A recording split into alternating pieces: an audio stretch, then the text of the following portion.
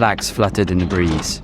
They flew proudly, though their fabric was a little damaged, the sewing rough, their colours faded and darkened by smoke.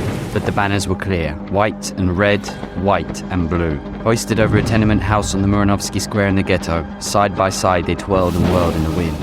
And though they could not speak or scream, all across Warsaw who looked up at the flags knew exactly what they meant. The Warsaw Ghetto Fights. After invading Poland, the Germans began a brutal reign of terror. The Jews were particularly targeted, with an unprecedented number of anti-Semitic laws imposed by the Germans in occupied Poland.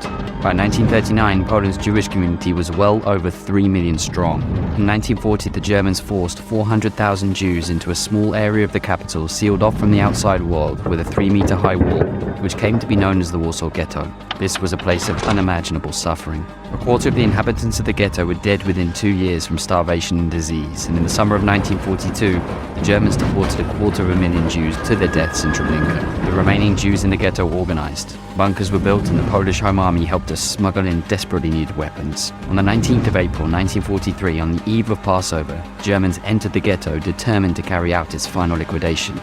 It was the start of what would become the largest single revolt by Jews during the Second World War and the first uprising in Warsaw. This was a courageous but ultimately doomed fight, but one in which the fighters of the ghetto uprising proved with their entire being that no law, no man, and no ideology can strip them of their humanity or their dignity.